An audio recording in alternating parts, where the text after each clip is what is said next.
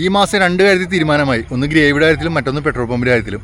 Gravy ഇപ്പോൾ ഹോട്ടലിൽ നിന്ന് കിട്ടാറില്ല ഫ്രീ ആയിട്ട്. സാധാരണ നേരത്തെ പൊറോട്ടയോ അല്ലെങ്കിൽ മറ്റെന്തെങ്കിലും വാങ്ങി കഴിഞ്ഞാൽ കൂടെ ഗ്രേവി കിട്ടും. ഇപ്പോൾ ഗ്രേവി കൊടുക്കുന്നില്ല. ഞാൻ കഴിഞ്ഞ ദിവസം എൻ്റെ സ്ഥിരമായിട്ട് വാങ്ങുന്ന കടയിൽ തൊട്ടടുത്ത് ചേട്ടൻ ചോദിക്കേണ്ടായിരുന്നു, അപ്പോൾ ഗ്രേവി കൊടുത്തില്ല. പിന്നെ പെട്രോൾ പമ്പിൽ കയറി എപ്പോൾ വേണമെങ്കിലും ഈ പറഞ്ഞ പോലെ ബാത്റൂം യൂസ് ചെയ്യാന്ന് പറഞ്ഞാൽ നടക്കുന്ന കാര്യമില്ല. പെട്രോൾ അടിക്കുക, ബാത്റൂം യൂസ് ചെയ്യാം.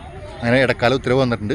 അപ്പോൾ ഞാൻ വർഷങ്ങളായിട്ട് ഫോളോ ചെയ്യുന്നൊരു കാര്യമുണ്ട്. ദീർഘദൂര യാത്രയിൽ ഒറ്റയടിക്ക്, അതായത് ആദ്യം കാണുന്ന പെട്രോൾ പമ്പിൽ കയറി ഫുൾ ടാങ്ക് പെട്രോൾ ഞാൻ അടിക്കാറില്ല. അതുകൊണ്ടുള്ള ഗുണം ഒരുപാടുണ്ട് ഇപ്പോഴത്തെ സാഹചര്യത്തിൽ പ്രത്യേകിച്ച്. കാരണം നമ്മൾ ഫുൾ ടാങ്ക് അടിച്ച് പോകണമെങ്കിൽ അടുത്ത നിമിഷം ബാത്റൂമിൽ ബുദ്ധിമുട്ട് വന്നു കഴിഞ്ഞാൽ നമുക്ക് കയറി കഴിഞ്ഞാൽ അവർ പറയും പെട്രോൾ അടിച്ചോ എന്ന് പറഞ്ഞാൽ നമ്മൾ പെട്ടുപോകും. കാരണം ടാങ്കിൽ കാലി ഉണ്ടാവില്ലല്ലോ, ഫ്രീ സ്പേസ് ഉണ്ടാവില്ലല്ലോ. അപ്പോൾ ശ്രദ്ധിക്കുക, 3 പെട്രോൾ പമ്പിൽ നിന്നെങ്കിലും 400 300 അടിക്കാൻ ശ്രമിക്കുക. അതുകൊണ്ടുള്ള ഗുണമെന്ന് വെച്ചാൽ ശുദ്ധമായ പെട്രോൾ കിട്ടും, പറ്റിക്കപ്പെടില്ല. ചില പെട്രോൾ പമ്പിൽ ഫുൾ ടാങ്ക് അടിച്ചാൽ ചിലപ്പോൾ ഒരു പക്ഷേ അളവിൽ കുറവുണ്ടെങ്കിൽ അത് ഒറ്റയടിക്ക് നമുക്ക് നഷ്ടം ഉണ്ടാകും. പിന്നെ ചില പെട്രോൾ പമ്പിൽ ശുദ്ധമായിരിക്കില്ല പെട്രോൾ. പിന്നെയുള്ള ഗുണമെന്ന് വെച്ചാൽ 500 നമുക്ക് ചേഞ്ച് മാറി ചേഞ്ച് ആക്കി എടുക്കാം 3 പെട്രോൾ പമ്പിൽ കയറി കഴിഞ്ഞാൽ.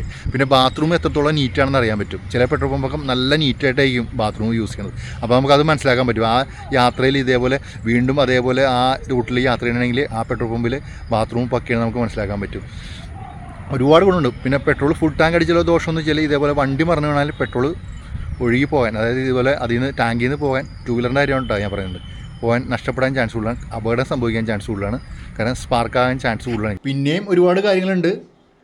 പിന്നെ പറയുകയാണെങ്കിൽ കൂടുതൽ റെസ്റ്റ് എടുക്കാം. വണ്ടിക്ക് നമുക്കൊക്കെ റെസ്റ്റ് കിട്ടും പെട്രോൾ പമ്പിൽ കയറി കുറച്ച് നേരമൊക്കെ ചിലവഴിക്കുകയാണെങ്കിൽ. പിന്നെ ഇതേപോലെ സുഹൃത്തു വലയങ്ങൾ ഉണ്ടാകാം. ഒരുപക്ഷെ പെട്രോൾ പമ്പിൽ നിൽക്കുന്ന ജീവനക്കാർ ഒരുപക്ഷെ നമ്മളെ സുഹൃത്തായി മാറാം.